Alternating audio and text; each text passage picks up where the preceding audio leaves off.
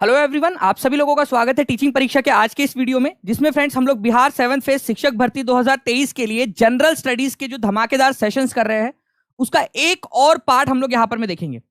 Now friends, आज का lecture जो है, ठीक है, यहाँ पर में कुछ खास है, कुछ क्योंकि मेरे पास आप लोगों के लिए अनाउंसमेंट्स भी है, प्लस फ्रेंड्स आज के जो क्वेश्चंस हैं उसको आप लोग देखोगे। काफी सारे आप लोगों के बिहार की जो एग्जाम्स है वहां से मैंने इसको लिया हुआ है। आप लोगों ने कहा था कि आप लोग पॉलिटिकल साइंस के क्वेश्चंस भी करना चाहते हो, उसको इंक्लूड किया है, बिहार के क्वेश्चंस को इंक्लूड किया है इसके अंदर में, जो बिहार स्पेसिफिक क्वेश्चंस होते हैं आप लोगों के। तो इस तरह से फ्रेंड्स आज का जो सेशन है वो बहुत बढ़िया धमाकेदार होने वाला है। पूरा लेक्चर ध्यान से देखिए और एक अनाउंसमेंट भी आप लोगों के लिए बढ़िया वाली सी, ठीक है। तो आप सभी का स्वागत है, सभी को आदाब, नमस्कार, सत श्री अकाल, ladies and gentleman, boys and girls, आप सभी का स्वागत। और जल्दी जल्दी से फ्रेंड इस सेशन को आप लोग जहां पर में भी शेयर कर सकते हो अपने दोस्तों के साथ में, टेलीग्राम, फेसबुक, व्हाट्सएप, इंस्टाग्राम, जहां जहां पर में भी आप लोग शेयर कर सकते हो। जल्दी जल्दी से इस सेशन को शेयर कर देंगे ताकि ऐसे ही पूरी टीम का मोटिवेशन बढ़ता रहे और टीचिंग परीक्षा जो है वो एंथुजियाज्म के साथ में पूरी की पूरी एक साथ ग्रो। इसके अलावा जो है फ्रेंड, जिन लोगों ने इस सेशन को लाइक कर दिया है उन सभी लोगों का बहुत बहुत धन्यवाद, और जिन्होंने अभी तक नहीं किया प्लीज जल्दी जल्दी से लाइक भी कर देंगे फ्रेंड्स, ताकि ऐसे ही जो है एनर्जी आती रहे आप लोगों को पढ़ाने के लिए। पहले क्वेश्चन की तरफ में हम लोग आगे बढ़ते हैं जल्दी से। पहला क्वेश्चन आप लोगों की स्क्रीन के ऊपर में ये रहा। देखिए फ्रेंड्स, एक क्वेश्चन है जो आप लोगों के एग्जाम में पूछा गया था, बिहार के एग्जाम के अंदर में, बिहार के किस जिले में गंगा नदी का प्रवाह जो है वो सबसे लंबा है, या गंगा नदी की लेंथ जो है सबसे ज्यादा है। जी हाँ, पेड बैच भी है सद्दाम हुसैन जी, ठीक है, उसके बारे में मैं आगे में बताऊंगा। पहले अभी हम लोग पढ़ लेते हैं क्वेश्चंस को। बताइए इसका आंसर क्या होगा आप लोगों का। बहुत बढ़िया। देखिए फ्रेंड्स, गंगा नदी का सबसे बड़ा प्रवाह बिहार के अंदर में अगर आप लोगों से बोला जाए तो पटना के अंदर में है, ये याद रखना आप लोगों ने। करीब 99 किलोमीटर का जो है ये प्रवाह है आप लोगों का बिहार के अंदर में। सबसे लंबा प्रवाह पटना जिले के अंदर में पड़ता है, ये आप लोगों को याद रखना है, ठीक है। सबसे अधिक 99 किलोमीटर का पटना के अंदर में है आप लोगों का। इसके अलावा जो आप लोगों को ऑप्शंस में दिए हुए हैं भागलपुर और कटिहार, में आप लोगों को वो भी बता देता हूँ, 50 किलोमीटर और 25 किलोमीटर का प्रवाह है उनके अंदर में। बाकी आप लोगों को तो याद रखना है सबसे ज्यादा कहां पर में है, पटना के अंदर में है। बाकी फ्रेंड्स एक क्वेश्चन मैं आप लोगों से और पूछना चाहूंगा, मुझे बताइए कि गंगा नदी बिहार में कौन से जिले में एंटर करती है और कौन से जिले से बाहर निकलती है। यह भी क्वेश्चन बन सकता है, एंट्री वाला जिला और एग्जिट वाला जिला, ये आप लोगों ने बताना है, ठीक है। जल्दी बताइए आप लोग। बाकी जो है आप लोग थोड़ा सा यहाँ पर में पटना का मैप देख सकते हो कि किस तरीके से पटना जो है आप लोगों का उसका थोड़ा सा ऐसा जो है चौड़ाई ज्यादा है पटना की, तो चौड़ाई की वजह से जो है पटना के अंदर में सबसे ज्यादा लेंथ इसकी है। ओके चलिए, बहुत बढ़िया, ठीक है। आप लोगों के आंसर्स आ रहे हैं, ऐसे ही आप लोग आंसर करते रहिए। बक्सर के पास में एंटर करती है, चौसा जो है बक्सर के अंदर में, बक्सर जिले के अंदर में, वहां से एंटर करती है। और फ्रेंड्स भागलपुर, ठीक है, कटिहार और भागलपुर जो है वहां से, मतलब बेसिकली भागलपुर लास्ट पड़ता है जहां से वो पश्चिम बंगाल के अंदर में चली जाती है, तो भागलपुर के थ्रू जाती है, ये याद रखना है आप लोगों ने। ओके, तो ये यहाँ पर में जो भागलपुर आप देख रहे हो ना, ये यहाँ से वो लास्ट भागलपुर के अंदर में पड़ता है उसका, ये याद रखेंगे आप सभी लोग। The president hold office for a term of 5 years from the date on. राष्ट्रपति 5 साल तक बना रहता है अपने पद के ऊपर में, लेकिन ये 5 साल कब से शुरू होता है ये आप लोगों को बताना है। जल्दी से बताइए यहाँ पर में ये 5 साल कब से शुरू होता है। चलिए बहुत बढ़िया फ्रेंड, देखिए यहाँ पर में अगर हम लोग बात करें, राष्ट्रपति 5 वर्ष तक अपने पद पर रहता है, तो ये 5 वर्ष उसके कब से शुरू होते हैं। बहुत ही इंपॉर्टेंट वाला क्वेश्चन आप लोगों का, आप लोगों की स्क्रीन के ऊपर में है। आप लोगों को एक चीज याद रखनी है फ्रेंड्स कि राष्ट्रपति का कार्यकाल 5 साल का होगा। ये आर्टिकल नंबर 56 के अंदर में बात दी गई है, आर्टिकल नंबर 56 के अंदर में दी गई है ये बात, ठीक है। ये 5 साल कब से शुरू होंगे ये बताएंगे आप सभी लोग। तो याद रखना है आप लोगों ने, जब से उसका वो अपने पद को ग्रहण करता है, जब वो अपने ऑफिस में एंटर करता है या अपने पद को ग्रहण करता है, तब से उसका 5 साल शुरू होगा। ऐसा नहीं कि जिस दिन उसका रिजल्ट आ गया या जिस दिन ये डिसाइड हो गया कि वो राष्ट्रपति बन गया है, इलेक्शन कमीशन ने घोषित कर दिया, तब से नहीं। जिस दिन से वो राष्ट्रपति पद की शपथ लेगा या पदभार ग्रहण करेगा, ठीक है, राष्ट्रपति के ऑफिस के अंदर में एंटर करेगा, राष्ट्रपति का ऑफिस जो है उसको बियर करेगा, तो उस दिन से उसका जो है 5 साल शुरू होगा। ये भी आप लोगों को याद रखना है, ये आपका आर्टिकल नंबर 56 के अंदर में दिया हुआ है ये बात, ये भी इंपॉर्टेंट है आप लोगों का, ठीक है। और मैं बार बार आपको रिवाइज करके याद भी करवाता रहूंगा। चलिए आगे बढ़ते हैं फ्रेंड्स हम लोग यहाँ पर में हमारे नेक्स्ट क्वेश्चन की तरफ में।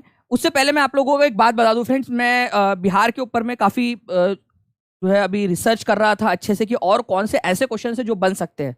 मुझे एक बहुत पुरानी बुक मिली, ठीक है, प्लीज इसको याद रखना आप लोग, ये आप लोग देखोगे नेट के ऊपर में भी तो बहुत मुश्किल से आपको मिलेंगी, ठीक है। पार्टीशन ऑफ बंगाल और the separation of Bihar, partition of Bengal और the separation of Bihar, Bengal का विभाजन या फिर बंगाल बिहार का, ठीक है, सेपरेशन या उसका अलग अलग होना यहाँ पर में।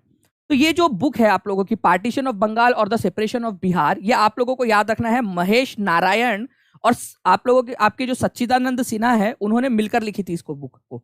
अगर किसी को नहीं दिख रहा है तो मैं लिख देता हूँ यहाँ पर, मैं महेश नारायण, इन्होंने जो है बिहार को अलग करने के अंदर में बहुत ज्यादा काम किया है, ठीक है।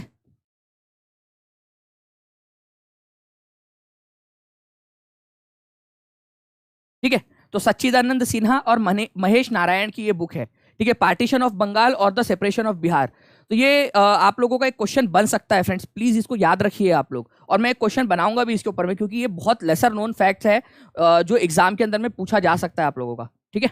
चलिए नाउ नेक्स्ट क्वेश्चन की तरफ में आगे बढ़ते हैं हम लोगों के।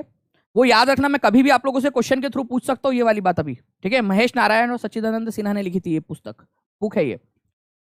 नेशनल डेवलपमेंट काउंसिल, एनडीसी, राष्ट्रीय विकास परिषद, इसका गठन कब किया गया था? बहुत ही इंपॉर्टेंट क्वेश्चन है आप लोगों का, जल्दी से बताएंगे आप लोग।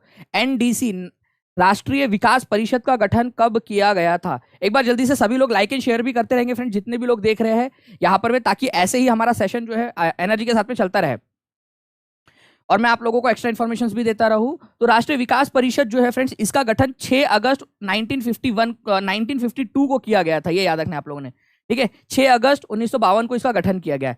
राष्ट्रीय विकास परिषद, इसका मकसद था कि हमारे भारत के अंदर में जितने भी राज्य है, ठीक है, उनका केंद्र के साथ में अच्छा संबंध हो। जो उस समय में प्लानिंग कमीशन था, ठीक है, योजना आयोग, उसकी जो योजनाएं लागू करनी है उसके अंदर में राज्यों की भी सहभागिता ली जाए, क्योंकि योजना आयोग में राज्यों का कोई बहुत ज्यादा योगदान था नहीं उसके अंदर में। जो योजना आयोग था पहले, जो अब हमारा यहाँ पर में नीति आयोग बन गया है, ठीक है, पहले वो योजना आयोग हुआ करता था। तो योजना आयोग के अंदर में राज्यों की बहुत ज्यादा भूमिका नहीं थी, तो राज्यों की भूमिका को लाने के लिए, राज्यों के भी विचार और राज्यों के जो आइडियाज है उनको इंप्लीमेंट करने के लिए नेशनल डेवलपमेंट काउंसिल का गठन किया गया था 6 अगस्त 1952 को। ये बहुत ही इंपॉर्टेंट क्वेश्चन है आपका, और ये आपका क्या संविधान में दिया है? नहीं, ठीक है, नॉन जो है आप लोग आपकी ये एक्स्ट्रा कॉन्स्टिट्यूशनल है, ये याद रखना है आप लोगों ने, एक्स्ट्रा कॉन्स्टिट्यूशनल मतलब इसका होता है आप लोगों का संविधान इत्तर, संविधान के अंदर में इसका कोई मेंशन नहीं है, ये याद रखेंगे आप लोग, संविधान में इसका कोई मेंशन नहीं है, ऐसे ही सरकार ने अपने ऑर्डर से बनाया था इसको, संविधान में इसका कोई आर्टिकल नहीं है। इसके अलावा फ्रेंड्स मैं आप लोगों को बता दूं कि जो प्लानिंग कमीशन है आप लोगों का, ठीक है, योजना आयोग, इसका गठन कब किया गया था? ये भी क्वेश्चन पूछा जा सकता है आप लोगों से। तो योजना आयोग का जो गठन है वो किया गया था 15 मार्च 1950 को, प्लीज इसको भी याद रखेंगे आप लोग, 15 मार्च 1950 को योजना आयोग का गठन किया गया था। 6 अगस्त 1952 को किया गया था नेशनल डेवलपमेंट काउंसिल का गठन। बहुत ही फेमस क्वेश्चन है फ्रेंड्स, इसलिए बता रहा हूं आपको, प्लीज इसको ध्यान से देखिए आप लोग, ये क्वेश्चन पूछे जाने की बहुत प्रबल संभावना है आपके एग्जाम के अंदर में। नेशनल डेवलपमेंट काउंसिल, ठीक है, 6 अगस्त 1952, ठीक है, उसके बाद में 15 अगस्त 1950 को योजना आयोग का गठन हुआ था, जो अब नीति आयोग के अंदर में कन्वर्ट हो गया आपका 2015 से, और 26 जनवरी 1950 को हमारा संविधान लागू हुआ था, ये आप लोगों को पता ही है। इसके अलावा योजना आयोग और नेशनल डेवलपमेंट काउंसिल दोनों के दोनों एक्स्ट्रा कॉन्स्टिट्यूशनल संविधान इत्तर निकाय है, संविधान में इनका कोई मेंशन नहीं है, ये याद रखना है आपने, ना तो योजना आयोग का है, ना तो नीति आयोग का है, ना ही नेशनल डेवलपमेंट काउंसिल का, संविधान में इसका मेंशन नहीं है, प्लीज इसको भी याद रखना, ये भी क्वेश्चन मैं आप लोगों से पूछूंगा आगे में। नाउ, किस मुगल शासक ने सर्वप्रथम बिहार को अपने साम्राज्य में शामिल किया था? कौन सा मुगल शासक था जिसने सर्वप्रथम बिहार को अपने साम्राज्य में मिलाया था, बिहार के ऊपर में कब्जा कर लिया था?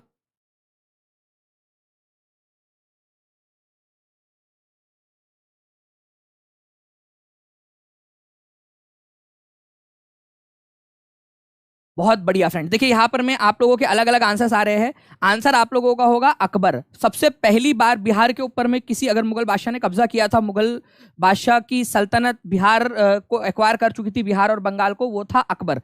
ये याद रखना है आप लोगों ने फ्रेंड्स, अकबर ने 1576 के अंदर में बंगाल बिहार के ऊपर में कब्जा कर लिया था, ठीक है। तो ये भी एक इंपॉर्टेंट पॉइंट बनता है आप लोगों का। 1576 के अंदर में अकबर पहला मुगल बादशाह बना जिसकी सल्तनत बिहार तक पहुंच गई थी। इंपॉर्टेंट पॉइंट है आप लोगों का ये, तो प्लीज इसको भी याद रखेंगे आप सभी लोग, 1576 के अंदर में। नाउ नेक्स्ट क्वेश्चन की तरफ में आगे बढ़ते हैं हम लोग यहाँ पर में।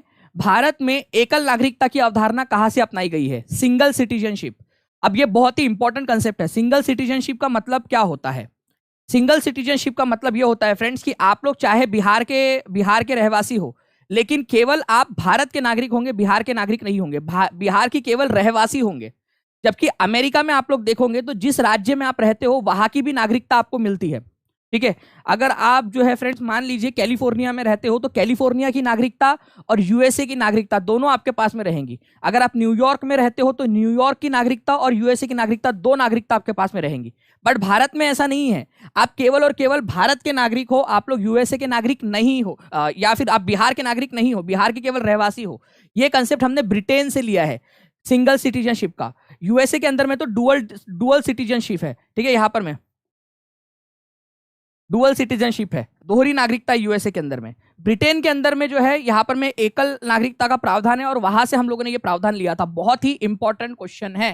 ठीक है, अगर आप लोग चाहते हो कि संविधान में कौन सी चीज कहां से ली गई है वो भी मैं आप लोगों को सिखा दूं तो मुझे कमेंट करके जरूर बताना, मैं आप लोगों को जरूर सिखाऊंगा फ्रेंड्स।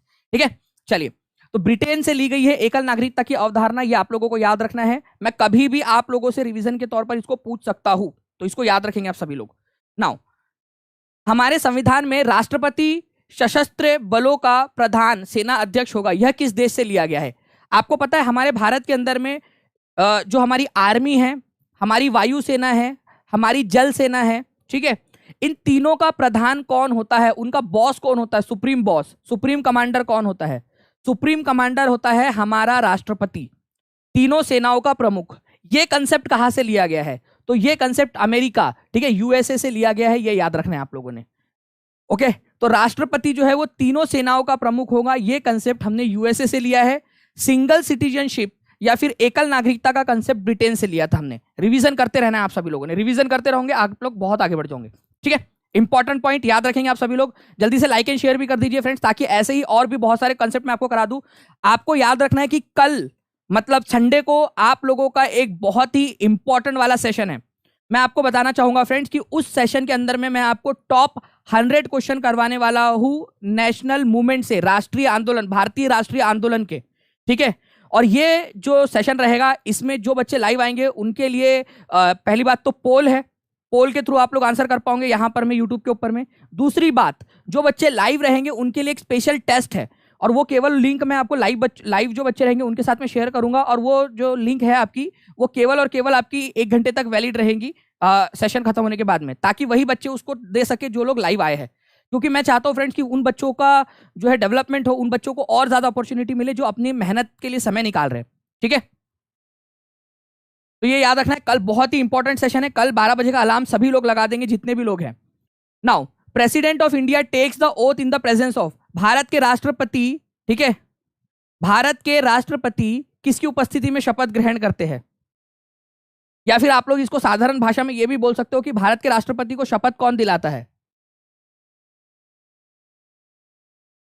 बहुत ही इंपॉर्टेंट क्वेश्चन है फ्रेंड्स। भारत के जो राष्ट्रपति है उनको शपथ दिलाने का काम जो है भारत के मुख्य न्यायाधीश का होता है। भारत के मुख्य न्यायाधीश भारत के राष्ट्रपति को शपथ दिलाते हैं, ये याद रखना है आप लोगों ने। उपराष्ट्रपति नहीं दिलाता है, राष्ट्रपति को शपथ जो है कौन दिलाता है यहां पर में?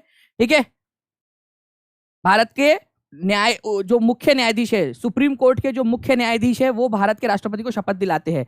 ये आप लोगों का आर्टिकल नंबर 60 के अंदर में दिया हुआ भी है, आप लोगों को ये याद रखेंगे आप लोग। आर्टिकल नंबर 7 में ये दिया गया है कि भारत के मुख्य न्यायाधीश, जो भी सुप्रीम कोर्ट के मुख्य न्यायाधीश है वो शपथ दिलाएंगे। अगर भारत के मुख्य न्यायाधीश उस समय प्रेजेंट नहीं है तो उनके एब्सेंट में सुप्रीम कोर्ट का जो भी सीनियर मोस्ट जज होगा, ठीक है, सीनियर मोस्ट जज सुप्रीम कोर्ट का, उनके बाद में, ठीक है, वो क्या करेगा? शपथ दिलाएगा। लेकिन पहला प्रेफरेंस किसको दिया जाएगा? चीफ जस्टिस ऑफ इंडिया को। ये याद रखना है, आर्टिकल नंबर 60 में दिया है। भारत के राष्ट्रपति का कार्यकाल कितने साल का होता है? देखो मैं रिवीजन करवा रहा हूं आप लोगों को, जो बच्चा पूरा लेक्चर देखेगा उसको रिवीजन भी होती रहेंगी उसके साथ साथ में। भारत के राष्ट्रपति का कार्यकाल कितना होता है? भारत के राष्ट्रपति का कार्यकाल 5 साल का होता है, और वो कार्यकाल उनके ऑफिस ग्रहण करने से शुरू होता है। जिस दिन वो ऑफिस को ग्रहण करते हैं उस दिन से उनका कार्यकाल शुरू होता है। तो ये वाली जो बात है आप लोगों की आर्टिकल नंबर 56, आर्टिकल नंबर 56 के अंदर में दी गई है। ठीक है, तो वो 56 आपको याद हो गया, और ये 60 भी याद हो गया आप लोगों को कि भारत के राष्ट्रपति का शपथ ग्रहण आर्टिकल नंबर 60 के अंदर में दिया गया है। ठीक है, इंपॉर्टेंट पॉइंट आप लोगों का। नाउ फ्रेंड, नेक्स्ट क्वेश्चन की तरफ में हम लोग आगे बढ़ते हैं। यहां पर में आपको बताना है the national emblem of India has been taken from the pillar of. Bharat का जो राष्ट्रीय प्रतीक है, प्रतीक चिन्ह जो है, ठीक है, वो कहां से लिया गया है, कौन से स्तंभ से इसको लिया गया है, भारत के प्रतीक चिन्ह को। भारत का जो प्रतीक चिन्ह है फ्रेंड्स, वो क्या है, वो आप लोगों का वो चतुर्मुखी सिंह और अशोक स्तंभ, आप लोगों का जो अशोक चक्र है वो है आप लोगों का भारत का राष्ट्रीय चिन्ह। ठीक है, तो ये याद रखेंगे आप लोग। ये पूरा का पूरा जो स्ट्रक्चर है वो हमने कहां से लिया, जो आप लोग नोट के ऊपर में भी देखते हो, जो हमारे करेंसी नोट है उसके ऊपर में, या फिर आप लोग स्टैम्प पेपर के ऊपर में, या भारत सरकार की जो गाड़ियां वगैरह है उसके ऊपर में भी आप लोग देखते हो, ये सारनाथ से लिया गया है। भारत का राष्ट्रीय चिन्ह सारनाथ से। सारनाथ कौन से स्टेट के अंदर में पड़ता है, ठीक है, और ये जो स्तंभ है ये किसने बनवाया था और क्यों बनवाया था, ये आप लोग बता सकते हो मुझे। याद रखना है फ्रेंड्स कि ये जो है आपका उत्तर प्रदेश के अंदर में है, वाराणसी के पास में, ठीक है, वाराणसी के अंदर में, ठीक है, आप लोगों का सारनाथ नाम की जगह है। ये स्तंभ अशोका ने बनवाया था। क्यों बनवाया था सारनाथ के अंदर में, कोई बता सकता है मुझे? क्योंकि यहां पर में ही गौतम बुद्ध ने अपना पहला प्रवचन दिया था। तो याद रखना है आप लोगों ने सारनाथ में, ठीक है, जो गौतम बुद्ध है, गौतम, ठीक है, बुद्ध, उन्होंने क्या किया था, अपना पहला प्रवचन दिया था। पहला प्रवचन यहीं पे दिया था, उसी की याद में उन्होंने बनवाया था इसको। ठीक है, गौतम बुद्ध के पहले प्रवचन की याद में सारनाथ के अंदर में ये अशोक स्तंभ, उसी से हम लोगों ने हमारा राष्ट्रीय प्रतीक चिन्ह लिया है। इंपॉर्टेंट पॉइंट याद रखना है आप सभी लोगों ने। नाउ फ्रेंड, नेक्स्ट क्वेश्चन की तरफ में आगे बढ़ते हैं। आपको बताना है हमारे देश में चाय का सबसे बड़ा उत्पादक राज्य कौन सा है। चाय का सबसे बड़ा उत्पादक राज्य भारत के अंदर में, ठीक है, आधे से भी ज्यादा जो चाय है भारत की, वो अकेला यही राज्य उत्पादित करता है। ठीक है, आधे से भी ज्यादा, तो करीब 52% जो भारत की चाय का उत्पादन है वो अकेला आसाम करता है। ये याद रखना है आप लोगों ने फ्रेंड्स, आसाम इंपॉर्टेंट पॉइंट है, इसको याद रखेंगे आप लोग। करीब 52% भारत की चाय का उत्पादन आसाम करता है। अगर मैं बात करूं कि चाय के उत्पादन में सबसे अग्रणी देश कौन सा है, तो वो चीन है, चाइना। ठीक है, ये याद रखना है आप लोगों ने, चाइना चाय, ये भी आप लोग याद रख सकते हो। ओके, और भारत के अंदर में चाय का सबसे बड़ा उत्पादक आसाम है। नाउ इसके अलावा अगर आप लोगों से कॉफी बोला जाए कि कॉफी का उत्पादक सबसे बड़ा कौन सा है भारत के अंदर में, तो कॉफी का सबसे बड़ा उत्पादक जो है फ्रेंड्स कर्नाटका है। ये भी आप लोग याद रख लीजिए, कर्नाटका। ठीक है, कर्नाटका, ये कॉफी का सबसे बड़ा उत्पादक है भारत के अंदर में। ये भी एक आपका इंपॉर्टेंट वाला पॉइंट है, इसको भी आप सभी लोगों ने याद रखना है। ठीक है, चलिए, गुड, आगे बढ़ते हैं फ्रेंड्स हम लोग यहां पर में नेक्स्ट पॉइंट की तरफ में। ये बहुत ही इंपॉर्टेंट क्वेश्चन है आपका इकोनॉमिक्स का है, इसको भी बहुत इंटरेस्टिंगली आप लोग इसको याद रखोगे। ठीक है, आपको बताना है economic survey of India, Bharat का जो आर्थिक सर्वेक्षण है, जो कि हर साल 31 जनवरी को रिलीज किया जाता है। पिछला जो भी साल रहा है ना, उसका पूरा का पूरा डेटा उसमें दिया होता है कि कितना हम लोगों ने बजट को अचीव किया है, कितनी हमारी योजनाएं सफल रही है। ठीक है, आर्थिक सर्वेक्षण, भारत का आर्थिक सर्वेक्षण, ये कौन रिलीज करता है? ठीक है, ministry of commerce, CSO, ministry of finance, ministry of economic affairs. तो आप लोगों को याद रखना है फ्रेंड्स कि भारत का जो वित्त मंत्रालय है वो इसको रिलीज करता है। भारत के वित्त मंत्रालय के अंदर में भी आप लोगों का डिपार्टमेंट ऑफ इकोनॉमिक अफेयर्स है। ठीक है, इकोनॉमिक अफेयर्स, ठीक है, आर्थिक मामलों का जो विभाग है हमारे भारत का इकोनॉमिक अफेयर्स का, वो इसको रिलीज करता है, जो फाइनेंस मिनिस्ट्री के अंदर में है। तो फाइनेंस मिनिस्ट्री के अंदर में भी कौन करता है, अगर ये क्वेश्चन आ जाए तो डिपार्टमेंट ऑफ इकोनॉमिक अफेयर्स, ये आप लोग याद रख लोगे, department of economic affairs, finance ministry का डिपार्टमेंट ऑफ इकोनॉमिक अफेयर्स इसको रिलीज करता है। ये भी पूछा जा सकता है। वैसे तो फाइनेंस मिनिस्ट्री याद रखना है, फाइनेंस मिनिस्ट्री में भी कौन सा वाला डिपार्टमेंट, तो डिपार्टमेंट ऑफ इकोनॉमिक अफेयर्स, ये याद रखेंगे आप लोग। ये कब रिलीज होता है भारत का, हर साल। ठीक है, तो ये आप लोगों का बजट के एक दिन पहले 31 जनवरी को इसको रिलीज किया जाता है। ये याद रखना है आप लोगों ने, 31 जनवरी को। बहुत ही इंपॉर्टेंट है, एग्जाम के अंदर में पूछते हैं, प्लीज याद रखिए आप लोग। ठीक है जी, सीतारमन जो है आपकी, निर्मला सीतारमन, वो इसकी मंत्री है अभी फिलहाल में वित्त मंत्रालय की। इंटरेस्टिंग सा क्वेश्चन आप लोगों का, according to census 2011 the sex ratio in Bihar is, Bihar के अंदर में सेक्स रेशियो कितना है, मतलब हर 1000 लड़कों के ऊपर में कितनी लड़कियां वहां पर में मौजूद है।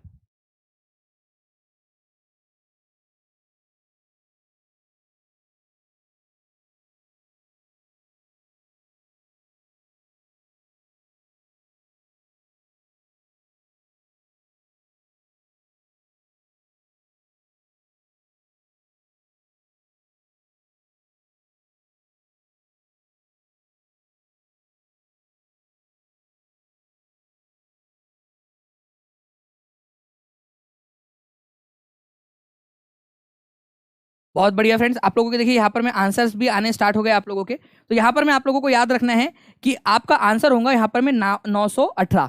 ठीक है, मतलब हर 1000 लड़कों के मुकाबले में बिहार के अंदर में कितनी लड़कियां हैं? 918 लड़कियां हैं। और बिहार जो है वो 25वें नंबर पे आता है पूरे भारत के अंदर में, अगर हम देखें 2011 की जनगणना के अनुसार लिंग अनुपात के मामले में। तो पूरा लिंग अनुपात हर 1000 लड़कों के मुकाबले में कितनी लड़कियां हैं? तो 918 है। लेकिन फ्रेंड्स एक होता है आप लोगों का शिशु लिंगानुपात, ठीक है, child sex ratio. Child sex ratio का मतलब होता है कि बच्चों के अंदर में, मतलब हर 1000 5 साल से छोटे जो बच्चे हैं, हर 1000 5 साल से छोटे लड़कों के मुकाबले में कितनी जो है छोटी लड़कियां है। तो ये याद रखना है 935 है, ये भी क्वेश्चन बनता है। ठीक है, याद रखना है आप लोगों ने शिशु लिंगानुपात कितना है बिहार के अंदर में? 935। ओवरऑल कितना है? ओवरऑल मतलब छोटे बड़ों को सबको मिला दे तो 918। और अगर हम लोग यहाँ पर में शिशु लिंगानुपात की बात करें तो 935 है। ठीक है, 935 हर 1000 छोटे लड़कों के मुकाबले के अंदर में। तो ये भी इंपॉर्टेंट क्वेश्चन बनता है आप लोगों का, दोनों के दोनों। और ये दोनों के दोनों मैं आपको याद कराऊंगा। इसके अलावा लिंगानुपात के अंदर में कौन सा जिला सबसे आगे है, कौन सा सबसे पीछे, ये भी क्वेश्चन बन सकता है, वो भी आगे मैं आप लोगों को करवाऊंगा। नाउ फ्रेंड्स, निम्नलिखित में से कौन सा संवैधानिक निकाय नहीं है, मतलब संविधान के अंदर में उसका उल्लेख नहीं है, वो कॉन्स्टिट्यूशनल बॉडी नहीं है आप लोगों की? बताओ कौन सी वाली कॉन्स्टिट्यूशनल बॉडी नहीं है, ये बोला गया आप लोगों का। तो देखिए फ्रेंड्स, अभी थोड़ी देर पहले ही मैंने आपको बताया, अगर आप लोगों को पूरा नहीं भी पता होता तो भी आप लोग आंसर कर पाते, क्योंकि जो बच्चा स्टार्टिंग से लेक्चर देख रहा है पूरा लेक्चर देखेगा उसका फायदा होगा। सिंपल सी बात है। अभी थोड़ी देर पहले मैंने आपको नेशनल डेवलपमेंट काउंसिल के बारे में पढ़ाया था। इसका कोई भी आर्टिकल या कोई भी मेंशन संविधान में नहीं है। तो ये आपका नॉन कॉन्स्टिट्यूशनल संविधान निकाय नहीं है, संविधान इतर निकाय है ये, संविधान के अलावा वाली। ठीक है, बाकी यूपीएससी का उल्लेख आपको संविधान के अंदर में मिलता है। चुनाव आयोग का, भारत के महान्यायवादी जो है आपके attorney general of India, article number 78, इनका भी आपको उल्लेख मिलता है संविधान के अंदर में। लेकिन राष्ट्रीय विकास परिषद, नीति आयोग, या फिर आप लोगों का प्लानिंग कमीशन, योजना आयोग, इनका कोई उल्लेख आप लोगों को संविधान में नहीं मिलता। तो संविधान में इनका कोई उल्लेख नहीं है, ये भी आप लोग याद रखोगे। इसी वजह से ये संविधान इतर निकाय है। आप लोगों से एक क्वेश्चन पूछना चाहूंगा मैं यहां पर में कि भारतीय जो राष्ट्रीय विकास परिषद है, ठीक है, राष्ट्रीय विकास परिषद, इसका गठन कब किया गया था? ये क्वेश्चन क्योंकि स्टार्टिंग में ही आप लोगों को करवाया हुआ है मैंने। ठीक है, स्टार्टिंग के अंदर में। तो ये भी याद रखेंगे आप लोग कि 6 अगस्त 19 कौन सा है? जल्दी से बताएंगे आप सभी लोग। 52, ये याद रखना है आप लोगों ने, इंपॉर्टेंट पॉइंट आप लोगों का। ठीक है, और आप लोगों को फिर से याद दिला दूं कि कल आप लोगों का जो नेशनल मूवमेंट है, भारतीय राष्ट्रीय आंदोलन है, उसके टॉप 100 क्वेश्चन की क्लास है आप लोगों की। सभी को लाइव आना है। एक तो पोल से होगी वो क्लास, और दूसरा फ्रेंड्स आप लोग याद रखोगे कि जो बच्चा लाइव रहेगा उसके लिए स्पेशल टेस्ट भी है, उसकी लिंक मैं आपके साथ में शेयर करूंगा। ऑनलाइन आप टेस्ट अटेम्प्ट कर पाओगे, लेकिन वो केवल और केवल लाइव वाले बच्चों के लिए रहेंगी। तो लाइव सभी लोगों ने आ जाना है। ठीक है, पूरा लेक्चर देखना है, पूरा लेक्चर देखना, और उसके ऊपर में आधारित आपके ऊपर में टेस्ट रहेंगी आपकी। नेक्स्ट आपको बताना है फ्रेंड्स कि बोध गया में स्थित बोधि वृक्ष को सबसे पहले किसने नष्ट किया? आज जो आप बोध गया में बोधि वृक्ष देखते हो फ्रेंड्स, एक्चुअल में वो ओरिजिनल वाला बोधि वृक्ष नहीं है। ठीक है, जिसके नीचे में बैठकर भगवान, या फिर आप लोग जिनको नॉर्मली गौतम बुद्ध बोल सकते हो, तो गौतम बुद्ध जो है उन्होंने यहाँ पर में ज्ञान की प्राप्ति की थी। ठीक है, तो बोधि ट्री जो है बोध गया के अंदर में स्थित, उसको पहली बार, क्योंकि काफी बार उसको जो है डिस्ट्रॉय किया गया, पहली बार किसने डिस्ट्रॉय किया था? पहली बार। ठीक है, तो देखिए फ्रेंड्स, पहली बार जो है इसको तिस्सरखा ने इसको डिस्ट्रॉय किया था। ये अशोका की रानी थी। ठीक है, अशोका जो है आपका, उसकी क्या थी? ये रानी थी। और इसको जेलसी होती थी कि अशोका जो है वो उससे ज्यादा इस बोधि ट्री के ऊपर में ध्यान देता है। इसका मेंशन आपको जो बौद्ध ग्रंथ है उसके ऊपर, उसके अंदर में मिलता है, बौद्ध ग्रंथों के अंदर में। ठीक है, तो तिस्सरखा जो थी उसने सबसे पहले इसको डिस्ट्रॉय किया था, सबसे पहले इसको कटवा दिया था। ठीक है, क्योंकि अशोका उसके ऊपर में ध्यान ना देकर, ठीक है, बोधि ट्री के ऊपर में देता था, वो जेलेसी में कर दिया था। उसके बाद में फ्रेंड्स पुष्यमित्र शुंगा, लेकिन ये कंटेस्टेड है इसकी हिस्टोरिसिटी। उसके बाद में पुष्यमित्र शुंगा ने भी इसको डिस्ट्रॉय किया था। और जो शशांक है, गौड़ का, गौड़ मतलब आज का बंगाल, ठीक है, आज का जो बंगाल का इलाका है उसको गौड़ बोला जाता था पहले। तो बंगाल का जो शासक था शशांक, उसने भी जो है फ्रेंड्स बौद्ध धर्म के प्रति अपनी जो उसकी तृष्णा थी, या फिर आप लोग बोल सकते हो उसका जो जेलेसी थी बौद्ध धर्म के प्रति, या बौद्ध धर्म को पसंद नहीं करता था, इस वजह से भी उसने कटवा दिया था उसको। बाद में क्या किया गया, बोधि ट्री को जो भी उसके अवशेष होते थे, उसकी ब्रांच होती थी, कोई उसकी टहनी होती थी, उसके थ्रू लगा दिया जाता था वापस से। ठीक है, इस तरीके से होता था। तो काफी बार उसको तोड़ा गया है। तो याद रखना है, सबसे पहली बार बोला है ना आप लोगों से, तो तिस्सरखा जो है इसका आंसर होगा आप लोगों का। ये बौद्ध ग्रंथों के अंदर में इसका आप लोगों को उल्लेख मिलता है। चलिए नाउ आगे बढ़ते हैं फ्रेंड्स। अकॉर्डिंग टू 2011 की सेंसस कौन सा वाला डिस्ट्रिक्ट है जहां पर में आपका सबसे ज्यादा सेक्स रेशो है, मतलब वहां पर में लड़कों के मुकाबले में लड़कियों की संख्या ज्यादा है? बताओ, आंसर करेंगे सभी लोग जल्दी जल्दी से, और लाइक एंड शेयर जल्दी से कर दीजिए फ्रेंड। जितने भी लोग देख रहे हैं सभी लोग यहाँ पर मैं लाइक कर देंगे, और कमेंट में आंसर आप लोगों को करते रहना है, चाहे आप लोगों का सही हो गलत हो कोई इशू नहीं है, आप लोगों को सीखने ही मिलेगा यहाँ पर में।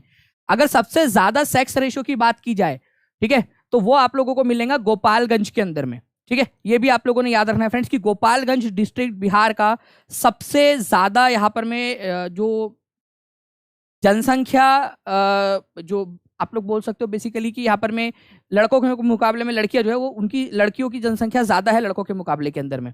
ठीक है, इवन जो है फ्रेंड्स आप लोगों को मैं बता दूं कि जो जनसंख्या है लड़कियों की, वो लड़कों से भी एक्स्ट्रा ज्यादा हो जाती है। हर 1000 लड़कों के मुकाबले में यहाँ पर में 1021 लड़कियां है। ठीक है, तो गोपालगंज में सेक्स रेशो सबसे ज्यादा है, ये आप लोग बोल सकते हो। सेक्स रेशो सबसे ज्यादा कहां पर में है? ठीक है, सबसे ज्यादा गोपालगंज के अंदर में। लेकिन अगर सबसे कम सेक्स रेशो कहां पर में ये बोला जाए तो मुंगेर के अंदर में मिलेगा आपको, ये भी याद रखना आप लोग। मुंगेर के अंदर में सबसे कम सेक्स रेशो है, मतलब हर 1000 लड़कों के मुकाबले में केवल 876 लड़कियां हैं मुंगेर के अंदर में। तो सभी लोग कमेंट में लिख देंगे, मुझे अभी के अभी सभी लोगों का कमेंट में आंसर चाहिए, चैट हो कमेंट हो, सभी लोग लिख दो जल्दी से नीचे में अभी के अभी। हाईएस्ट सेक्स रेशो सबसे ज्यादा जो लिंग अनुपात है गोपालगंज में है, और सबसे कम जो है वो मुंगेर के अंदर में। मैं अपनी पूरी एनर्जी दे रहा हूँ फ्रेंड्स, और आप लोगों से भी ऐसी उम्मीद करता हूँ आप लोग अपनी एनर्जी दोगे। बिहार का अगर मैं बात करूँ आप लोगों से पूरा के पूरे बिहार का, तो पूरे के पूरे बिहार का सेक्स रेशो जो है वो है 918। ठीक है, 918। ठीक है, ये भी याद रखना है आप लोगों ने, ये इंपॉर्टेंट एग्जाम के अंदर में पूछा जा सकता है। 918 है बिहार का लिंग अनुपात, पूरा का पूरा बिहार का एवरेज। ठीक है, चलो, तो गोपालगंज में सबसे ज्यादा है, ये आप लोगों ने थोड़ा सा याद रख लेना है इसको। नेक्स्ट क्वेश्चन की तरफ में आगे बढ़ते हैं फ्रेंड्स। भारतीय संविधान के कौन से अनुसूची में संविधान द्वारा मान्यता प्राप्त भाषाओं की सूची दी गई है? हमारे भारत के संविधान के अंदर में एट प्रेजेंट 22 जो है यहाँ पर में संविधान से मान्यता प्राप्त भाषाएं हैं।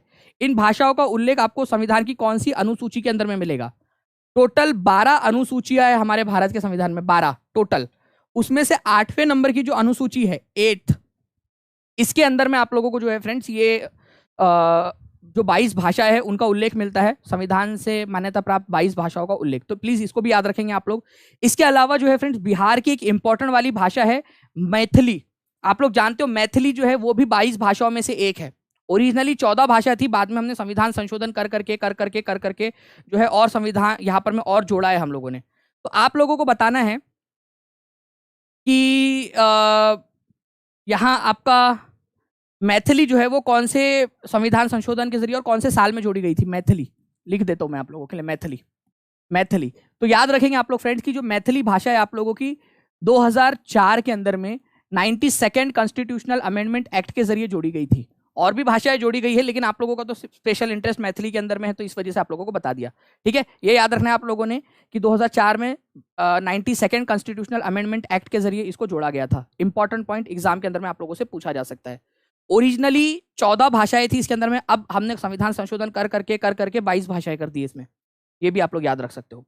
ओके, अगर ऐसे ही चाहते हो आप लोगों को मैं इंटरेस्टिंग फैक्ट्स बताता रहूं तो आप लोग अपना अपना रिस्पांस यहाँ पर मैं देते रहेंगे। जितना ज्यादा आप लोगों का रिस्पांस मुझे यहाँ पर में मिलेगा आपके लाइक शेयर और कमेंट्स के थ्रू, सब्सक्राइब करने के थ्रू आप लोगों का, उतना ज्यादा जो है फ्रेंड्स और ज्यादा मजा आएंगी मुझे आपको पढ़ाने में। ठीक है, चलिए, तो सी इज द करेक्ट आंसर, 8वीं सूची के अंदर में है। नाउ नेक्स्ट क्वेश्चन, जनगणना 2011 के अनुसार बिहार में बाल लिंग अनुपात कितना है? और आग लगा दो कमेंट बॉक्स के अंदर में, सभी लोग आग लगा देंगे कमेंट बॉक्स के अंदर में, सभी के सभी लोग। ठीक है, बाल लिंग अनुपात बिहार के अंदर में कितना है 2011 की जनगणना के अनुसार? सभी लोगों का आंसर आना चाहिए। जितने देख रहे हैं लोग यहाँ पर में कमेंट में आंसर करते रहेंगे। तो जनगणना के अनुसार 2011 के अनुसार बिहार की बाल जो लिंग अनुपात है वो है 935, मतलब हर 1000 छोटे बालक जो है 5 साल से छोटे जो लड़के हैं उनके मुकाबले में कितनी बच्चियां हैं? 935 बच्चियां है 5 साल से छोटी। ये बाल लिंगानुपात कहलाता है आप लोगों का। अगर ओवरऑल बोला जाए तो कितना होगा वो भी आप लोग कमेंट करके बता सकते हो मुझे, ओवरऑल कितना है लिंग अनुपात बिहार का। तो आप देख रहे हो मैं आप लोगों को केवल क्वेश्चन नहीं करा रहा हूं, क्वेश्चन आंसर, आपको एक्स्ट्रा इन्फॉर्मेशन भी दे रहा हूं, प्लस रिवाइज भी करा रहा हूं आपको। तो इस तरीके से अगर आपको पढ़ना है जिससे कि आपका पेपर क्लियर हो जाए, आप लोगों की आपकी पढ़ाई हो जाए यही के यही, तो आप लोग अच्छे से लेक्चर देख सकते हो। जितने भी लोग देर से जुड़ते हैं फ्रेंड्स, मैं आपको बता दूं कि दानिश शेख जो टेलीग्राम ग्रुप है DANISH SHEIKH, ये टेलीग्राम ग्रुप है। इसके ऊपर में आप लोग सर्च करोगे, टेलीग्राम के ऊपर में आप लोगों को ग्रुप मिल जाएगा, उस पर ज्वाइन हो जाओ। उस पर आपको नोटिफिकेशन मिल जाता है क्लास का जब भी आता है, या जो भी इंपॉर्टेंट इन्फॉर्मेशन होती है, कोई फैक्ट होता है, वो आपको दे देता हूँ मैं वहां पर में। इसके अलावा टीचिंग परीक्षा जो टेलीग्राम ग्रुप है उसके ऊपर में भी आप लोग जुड़ सकते हो, टीचिंग परीक्षा, ठीक है, ये भी याद रखना। टीचिंग परीक्षा आप लोग सर्च करोगे, लोगो देख लेना आप लोग अच्छे से और उस पर जुड़ जाना। नेक्स्ट क्वेश्चन की तरफ में आगे बढ़ते हैं हम लोग। यहाँ पर में संपूर्ण अगर आप लोग बात करें यहाँ पर में कितना लिंगानुपात है, 918 है। लेकिन अगर शिशु लिंगानुपात की बात की जाए आप लोगों की, ठीक है, तो 935 है, ये आप लोगों ने याद रखना है। नेक्स्ट क्वेश्चन की तरफ में आगे बढ़ते हैं। 12वीं पंचवर्षीय योजना, ठीक है, इसकी अवधि क्या थी? आपको बता दूं फ्रेंड्स कि हमारे भारत के अंदर में जब योजना आयोग था, योजना आयोग का गठन कब किया गया? स्टार्टिंग में जो बच्चे थे उन लोगों की रिवीजन हो जाएगी, क्योंकि ये दूसरी बार देख रहे होंगे वो इस पॉइंट को, योजना आयोग का गठन वाला। तो योजना आयोग का गठन 15 मार्च को किया गया था, 15 मार्च, ठीक है, 1950 को, ठीक है। योजना आयोग 5-5 सालों के लिए योजना बनाता था। पहली जो योजना थी हमारी वो 1951 से लेकर 1956 तक थी, पहली पंचवर्षीय योजना, पहली 5 year plan, first 5 year plan. हमारी आखिरी जो 5 ईयर प्लान था फ्रेंड्स, वो था आप लोगों का 12वीं नंबर की पंचवर्षीय योजना, आखिरी वाला। ये कब से कब तक था आप लोगों का? ठीक है, तो ये आप लोगों ने याद रखना है फ्रेंड्स कि 2012 से 2017 तक का इसका कार्यकाल था, ठीक है। तो आंसर आप लोगों का ये हो जाएगा, ये आखिरी पंचवर्षीय योजना थी। इसके बाद में पंचवर्षीय योजना बनाने का जो है हम लोगों का, ठीक है, पंचवर्षीय योजना बनाने का जो हमारा परंपरा थी, हमारी परंपरा थी, जो हमने USSR से ली थी उस समय के, ठीक है, सोवियत संघ से, उसको हमने बंद कर दिया। तो आखिरी पंचवर्षीय योजना कौन सी थी, ये क्वेश्चन आ सकता है 12वें नंबर की आप लोगों की। और कब से कब तक थी? ये 2012 से 2017 तक लास्ट। इसके बाद में हम लोगों ने योजना पंचवर्षीय योजना बनाना बंद कर दिया है, ठीक है। चलिए, गौतम बुद्ध की जो माता थी, ठीक है, वो कौन से वंश से बिलोंग करती थी? गौतम बुद्ध की माता जी, गौतम बुद्ध की मम्मी का नाम क्या था? पहली बात तो, ठीक है, तो याद रखना है आप लोगों ने, माया नाम था, जिनको महामाया भी कहा जाता है, ठीक है, माया या फिर महामाया उनको बोलते हो आप लोग, महामाया उनकी मम्मी का नाम था, ठीक है, गौतम बुद्ध की जो ओरिजिनल मम्मी थी।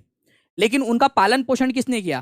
क्योंकि महामाया जो उनकी मम्मी थी, उनकी मृत्यु हो गई थी, उनकी सौतेली मम्मी और उनकी मौसी भी थी वो, ठीक है, महाप्रजापति गौतमी, उन्होंने उनका पालन पोषण किया, ठीक है, उनकी मौसी और उनकी जो स्टेप मदर थी, ठीक है, महाप्रजापति गौतमी।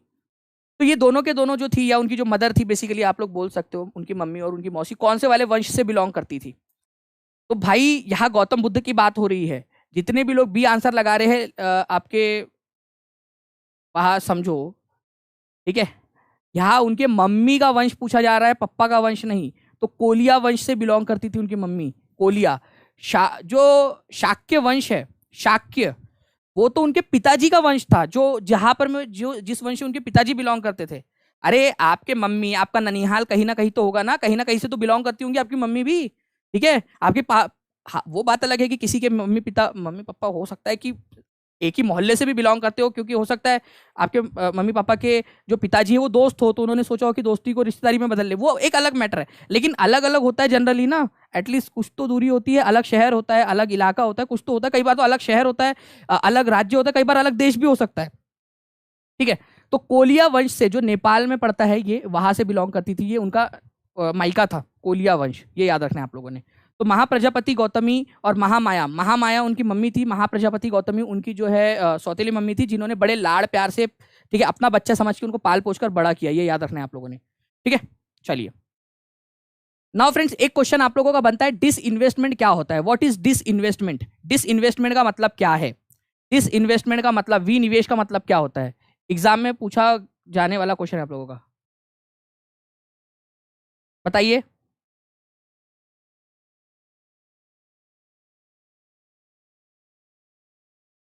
देखिए फ्रेंड्स, अगर डिसइन्वेस्टमेंट, इन्वेस्टमेंट की बात होती है तो पैसा डाला जाता है। डिसइन्वेस्टमेंट का मतलब क्या होता है? बेच देना और पैसा निकाल लेना। डिसइन्वेस्टमेंट, विनिवेश, निवेश का मतलब पैसा डालना और विनिवेश का मतलब पैसा निकाल लेना। तो सरकार जो है वो क्या करती है? ओके,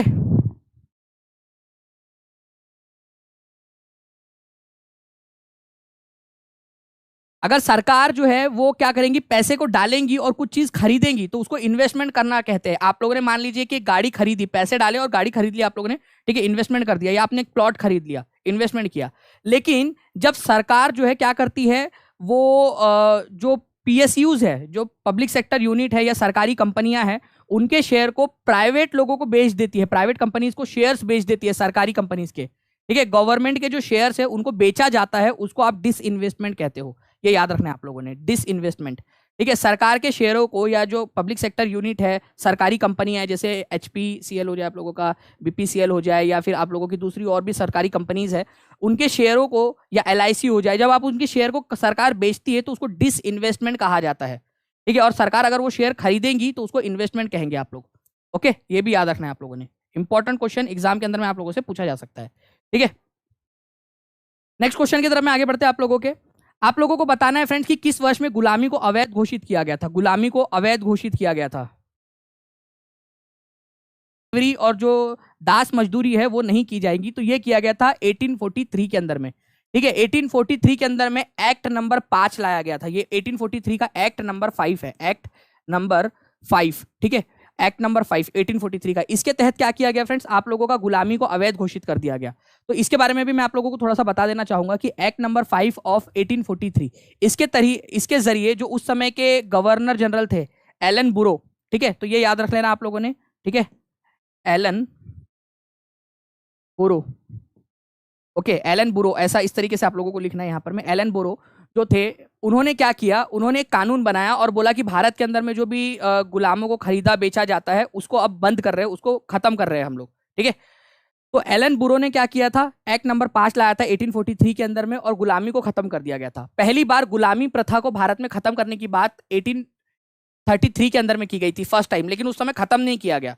जो चार्टर एक्ट था, चार्टर एक्ट ऑफ इंडिया 1833, उसमें पहली बार बात की गई थी कि भारत के अंदर से गुलामी को खत्म किया जाए। गुलामी मतलब क्या होता है फ्रेंड्स, यहाँ पर मैं बेसिकली आप लोगों को याद रखना है, जबरन मजदूरी जो होती है आप लोगों की, वो, ठीक है, लोगों को गुलाम करना, उनको खरीदना बेचना, गुलामों को बेचना खरीदना, ये सारी चीजें, उसको अवैध कर दिया गया था आपका 1843 में एलन ब्रो के द्वारा,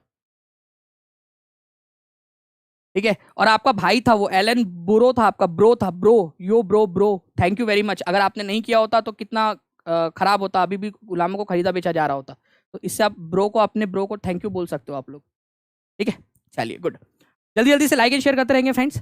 आप लोगों को बताना है कि हमारे सोलर सिस्टम के अंदर में सबसे ब्राइटेस्ट प्लैनेट कौन सा है, ठीक है, सबसे चमकदार ग्रह कौन सा है हमारे सोलर सिस्टम के अंदर में, जो हमें दिखाई देता है सबसे चमकदार ग्रह। तो हमें सबसे चमकीला ग्रह जो हमारे पृथ्वी से दिखाई देता है, जो ये हमारी पृथ्वी है, इससे अगर आप देखोगे, हमारे सोलर सिस्टम की बात कर रहा हूं मैं, ठीक है, हमारे सोलर सिस्टम का जो सबसे चमकीला है, ठीक है, वो है आप लोगों का वीनस, ठीक है। शुक्र ग्रह जो है हमें आकाश में सबसे चमकीला दिखाई देता है, हमारे सोलर सिस्टम का कोई प्लेनेट। तो ये याद रखेंगे आप लोग, वीनस सबसे चमकीला दिखाई देता है, हमारे सबसे पास वाला ग्रह है वीनस, ये भी आप लोग याद रखोगे। इसके अलावा एक चीज आप लोगों को बता दूं फ्रेंड्स कि जो वीनस है हमारे सोलर सिस्टम का सबसे गर्म ग्रह भी है। तो सबसे गर्म ग्रह कौन सा है हमारे सोलर सिस्टम का, अगर ये बोला जाए तो भी आंसर होगा आपका वीनस, जबकि ये सेकंड नंबर पे आता है, फिर भी सबसे गर्म है। क्यों? क्योंकि इसके ऊपर में बहुत सारी कार्बन डाइऑक्साइड है, तो कार्बन डाइऑक्साइड होने के कारण यहाँ पर में हीट जो है वो ट्रैप हो जाती है, इकट्ठा हो जाती है। तो बहुत ज्यादा कार्बन डाइऑक्साइड होने के कारण दूसरे नंबर पर होने के बावजूद भी सबसे ज्यादा गर्म ग्रह वीनस है आप लोगों का पूरे सोलर सिस्टम का। तो ये भी याद रख सकते हो आप लोग, ठीक है। पृथ्वी का जुड़वा ग्रह भी इसको कहा जाता है, ये भी याद रख लेना आप लोग। गुड, आगे बढ़ते हैं फ्रेंड्स। यहाँ पर मैं आप लोगों का आपको बताना है how many parts are there in Indian constitution, Bharat के संविधान के अंदर में कितने जो है आप लोगों को भाग मिलेंगे, भारत के संविधान के अंदर में कितने भाग है, ठीक है, जल्दी बताइए आप लोग। भारत के संविधान के अंदर में देखिए, जब भारत का संविधान लागू हुआ था फ्रेंड्स, उस समय में आप लोगों को 22 भाग देखने के लिए मिलते थे भारत के संविधान के अंदर में, लेकिन आज हमारे भारत के संविधान के अंदर में 25 भाग है, 25 पार्ट्स है, ठीक है। ओरिजिनल कॉन्स्टिट्यूशन के अंदर में कितने थे, अगर ये क्वेश्चन आ जाए, भाग का मतलब ये है कि हमारे संविधान को छोटे छोटे पार्ट्स में बांटा गया है। जैसे 1 से लेकर आप लोगों के 4 तक के आर्टिकल है वो पार्ट नंबर 1 में है आप लोगों का, ठीक है, ठीक है। 5 से लेकर आपके 11 तक के जो आर्टिकल है आपके पार्ट नंबर 2 में है, भाग नंबर 2 में, चैप्टर 2 बोल सकते हो आप लोग। वैसे ही 12 से लेकर 35 तक के आर्टिकल 3 में है। तो इस तरीके से छोटे छोटे भागों में बांटा गया है। तो हमारा भारत का जो संविधान है ये आप लोगों को याद रखना है फ्रेंड, छोटे छोटे पार्ट्स में भागों में बटा है, और टोटल भागों की जो संख्या है आप लोगों की वो कितनी है, 35 है अभी फिलहाल के अंदर में हमारे भारत के अंदर में। ओरिजिनली इसकी संख्या 22 थी, ठीक है, ओरिजिनल में, अभी 25 है। नेक्स्ट क्वेश्चन की तरफ में आगे बढ़ते हैं। आप लोगों को बताना है कि भारत का राष्ट्रपति बनने के लिए कौन सी वाली योग्यता का होना जरूरी नहीं है, कौन सी योग्यता का होना जरूरी नहीं है। और फिर से मैं आपको एक बार याद दिला दूं फ्रेंड्स कि कल मतलब संडे को 12 बजे आप लोगों की नेशनल मूवमेंट की, ठीक है, टॉप 100 जो क्वेश्चन है आपके, उनकी क्लास है आप लोगों की, उनकी टेस्ट है आप लोगों की, ठीक है, लाइव पोल के थ्रू होंगी, तो सभी लोगों ने लाइव आ जाना है, क्योंकि केवल लाइव वाले बच्चे ही पोल दे पाएंगे। उसके अलावा जो बच्चे लाइव रहेंगे और पूरा लेक्चर देखेंगे, उनके लिए एक टेस्ट है, आपको देखना है कि आपने पूरे लेक्चर में से कितना अच्छे से सीखा है। ओके, तो इससे समझ में आ जाएगा कि आपके अंदर में कितनी तलब है इस जॉब को लेकर, कितनी आपके अंदर में एकदम बहुत ज्यादा उसको हासिल करने की क्षमता है। ओके, तो सभी लोग कल डॉट 12 बजे आ जाएंगे, और इस लेक्चर के बाद में आप लोग जाकर उस सेशन को लाइक और नोटिफिकेशन भी ऑन कर देना, और वहां चैट में मुझे बता देना लिखकर कि आप लोग जो है बिल्कुल सर पहुंच जाएंगे। निम्नलिखित में से कौन सा राष्ट्रपति बनने की योग्यता नहीं है? भारत का नागरिक होना चाहिए, बिल्कुल भारत की योग्य राष्ट्रपति बनने की योग्यता है। इसके अलावा जो है फ्रेंड्स, अगर मैं आप लोगों से बात करूं, हमारे भारत के राष्ट्रपति की उम्र कम से कम 35 साल होनी चाहिए, ये भी बिल्कुल सही है। बट अब यहां पर मैं बात उठती है कि क्या वो लोकसभा का सदस्य बनने की योग्यता रखता हो या राज्यसभा का? तो हमारे संविधान के अंदर में ये बोला गया है, ठीक है, ये याद रखना आप लोगों ने, हमारे संविधान के अंदर में ये बोला गया है कि हमारे भारत के राष्ट्रपति बनने के लिए लोकसभा के लिए ओके, तो आई होप फ्रेंड्स अब आप लोगों को वापस से जो है वो स्ट्रीमिंग आने लगी होंगी, ठीक है, थोड़ा सा यहाँ बफरिंग हो गई थी, लेकिन अब सही से आ रहा होगा आप लोगों को। देखिए फ्रेंड्स, राष्ट्रपति बनने के लिए आपको भारत का नागरिक होना जरूरी है, 35 साल की उम्र होना जरूरी है, लेकिन हमारे संविधान के अनुसार जो भी व्यक्ति राष्ट्रपति बनना चाहता है उसके पास में लोकसभा का सदस्य बनने की भी योग्यता होनी चाहिए। लोकसभा का सदस्य नहीं होना चाहिए, लोकसभा का सदस्य बनने की योग्यता होनी चाहिए। मतलब लोकसभा का सदस्य बनने के लिए जो जो भी योग्यताएं लगती है, कल जाके मान लीजिए कि ये बोल दिया गया कि लोकसभा का सदस्य बनने के लिए आपको 10वीं पास होना जरूरी है फॉर एग्जाम्पल, ठीक है, तो ऑटोमेटिकली वो योग्यता राष्ट्रपति के लिए भी जरूरी हो जाएंगी। जो जो आपने लोकसभा का सदस्य बनने के लिए योग्यता लगा दी, वो अपने आप राष्ट्रपति के ऊपर में भी लागू हो जाएंगी, राष्ट्रपति बनने के लिए भी वो योग्यता कंपलसरी हो जाएंगी लोकसभा का सदस्य बनने के लिए। तो ये भी है, ना कि राज्यसभा का। राज्यसभा का सदस्य बनने की योग्यता उपराष्ट्रपति के पास में होनी चाहिए। जो जो योग्यता राज्यसभा का सदस्य बनने के लिए लगती है वो उपराष्ट्रपति के पास में होनी चाहिए, ये बोला गया है, राष्ट्रपति के लिए नहीं। तो राष्ट्रपति के लिए ये योग्यता नहीं है, ये वाली योग्यता है। लोकसभा का सदस्य बनने के लिए जो योग्यता चाहिए वो सारी योग्यता इनके पास में होनी चाहिए, ठीक है। चलिए, तो इस तरीके से आप लोग याद रखोगे फ्रेंड्स। आप लोग देख सकते हो भारत के राष्ट्रपति बनने के लिए जो योग्यता है वो आर्टिकल नंबर 58 में आपको दी गई है, आर्टिकल नंबर 58 में। आर्टिकल नंबर 56 के अंदर में 5 साल का कार्यकाल होगा, ये बताया गया है। आर्टिकल नंबर 58 के अंदर में 58 के अंदर में ये बताया गया है कि भारत का राष्ट्रपति के बनने के लिए क्या क्या योग्यताएं चाहिए आपको। और आर्टिकल नंबर 60 में ये बताया गया है कि भारत का राष्ट्रपति की शपथ जो है वो चीफ जस्टिस ऑफ इंडिया दिलाएगा। तो ये भी इंपॉर्टेंट पॉइंट है, आप लोग इसको याद रखोगे फ्रेंड्स, ठीक है। एग्जाम के अंदर में आप लोगों से पूछा जा सकता है। नाउ नेक्स्ट पॉइंट की तरफ में हम लोग आगे बढ़ते हैं। आप लोगों के भारत के अंदर में लिखित संविधान का जो कंसेप्ट है वो कहां से लिया गया है? लिखित संविधान का कंसेप्ट, भारत के अंदर में लिखित संविधान का कंसेप्ट कहां से लिया गया है कि भारत में लिखित संविधान होगा? ब्रिटेन के अंदर में जो संविधान है वो लिखा हुआ नहीं है, लिखित संविधान ब्रिटेन के अंदर में नहीं है। उनका जो वो कानून बनाते हैं वो अपने आप संविधान का पार्ट बनता जाता है और इस तरीके से उनकी प्रक्रिया चलती है, ठीक है। कोई लिखा हुआ संविधान ब्रिटेन के पास में नहीं है, ब्रिटेन के पास में नहीं है। सबसे पहले लिखित संविधान जो है वो संयुक्त राज्य अमेरिका ने बनाया था, और संयुक्त राज्य अमेरिका से ही इंस्पायर होकर हमने सोचा कि हमारा संविधान भी लिखित में होना चाहिए, बिल्कुल, क्योंकि अगर लिखित में नहीं होगा तो अलग अलग मतलब निकाल लिए जाएंगे। ब्रिटेन जैसी इतनी परिपक्व डेमोक्रेसी हमारे भारत में नहीं थी उस समय में कि भाई वो अपने आप इवॉल्व हुई, वो धीरे धीरे बनी हो, तो बिना लिखे हुए संविधान के थ्रू भी काम चल जाएगा, ऐसा नहीं था। तो हम लोगों ने सोचा कि हमारा संविधान लिखित होना चाहिए, बिल्कुल सारी की सारी चीजें लिखी हुई होनी चाहिए। तो लिखित संविधान का कंसेप्ट संयुक्त राज्य अमेरिका से लिया गया था। तो आंसर होगा आपका ऑप्शन नंबर डी, ठीक है। एकल नागरिकता का सिद्धांत कहां से लिया है हम लोगों ने? सिंगल सिटीजनशिप का कंसेप्ट जल्दी से कमेंट करके बता सकते हो? स्टार्टिंग में बताया है, इसीलिए बोल रहा हूं कि टाइम पे आ जाया करो रोज 12 बजे क्लास के अंदर में, ठीक है। तो आपको याद रखना है आप लोगों ने कि लिखित संविधान का कंसेप्ट संयुक्त राज्य अमेरिका से, सिंगल सिटीजनशिप ब्रिटेन से लिया है हम लोगों ने। इसके अलावा एक और क्वेश्चन मैंने आप लोगों से पूछा था कि भारत का राष्ट्रपति तीनों सेनाओं का प्रमुख होगा, वो भी यूएसए से लिया है हम लोगों ने, ठीक है। और भी बहुत सारी चीजें हैं जैसे कि आपका फंडामेंटल राइट्स, ठीक है, मूलभूत अधिकार, वो हमने यूएसए से लिया है। प्रिएम्बल जो हमारी जो प्रस्तावना है संविधान की, उसका कंसेप्ट हमने यूएसए से लिया है। तो काफी सारे और क्वेश्चन है, वो भी आपको बताऊंगा मैं। निम्नलिखित में से कौन सा वन्य जीव अभयारण्य बिहार के मुंगेर जिले में स्थित है? ये बिहार लोक सेवा आयोग का जो 2019 का पेपर था उसमें पूछा गया था क्वेश्चन। ये आप लोगों को बताना चाहूंगा फ्रेंड्स, ये क्वेश्चन के बारे में मैं, ठीक है, ध्यान से सुनना आप लोग। मैंने ये क्वेश्चन, जो बच्चों ने मेरे पूरे लेक्चर देखे हैं उन लोगों के लिए बहुत ईजी हो जाएगा। जो भी नए बच्चे जुड़े हैं जिन्होंने मेरे पूरे लेक्चर नहीं देखे, वो टीचिंग परीक्षा चैनल को सब्सक्राइब कर लीजिए, और अंदर में जाकर मैं आप लोगों के लिए पिंड कमेंट के अंदर में फ्रेंड्स लास्ट में आप लोगों को इस पूरे सेशन की प्लेलिस्ट भी दे दूंगा, ठीक है। या फिर आप लोग चैनल के अंदर में जाकर, टीचिंग परीक्षा चैनल में जाकर मेरे पूरे लेक्चर्स, इवन जो आपको करंट अफेयर्स करवाया है, जो भी लेक्चर्स कराया वो आप लोग देख सकते हो। उसमें मैंने बहुत बार ये क्वेश्चन कराया था कि भीम बांध जो है आप लोगों का सबसे पुराना वाला वन्य जीव अभयारण्य है, और ये कौन से जिले में है, तो ये मुंगेर जिले के अंदर में है। बिल्कुल मैप के थ्रू आप लोगों को करवाया हुआ है वहां पर में। तो सारे के सारे बच्चे रिवीजन जरूर करते रहेंगे लेक्चर से, ठीक है। तो भीम बांध मुंगेर जिले के अंदर में है, ये याद रखना है आप लोगों ने। वाल्मीकि वन्य जीव अभयारण्य और वाल्मीकि जो राष्ट्रीय उद्यान है, नेशनल पार्क, वो आपको पश्चिमी चंपारण जिले के अंदर में मिलेगा, ठीक है। राजगीर वन्य जीव अभयारण्य नालंदा डिस्ट्रिक्ट के अंदर में मिलेगा आप लोगों को, और गौतम बुद्ध वन्य जीव अभयारण्य गया डिस्ट्रिक्ट के अंदर में मिलेगा। तो ये सारे के सारे पॉइंट्स हम लोगों ने ऑलरेडी देखे हुए हैं।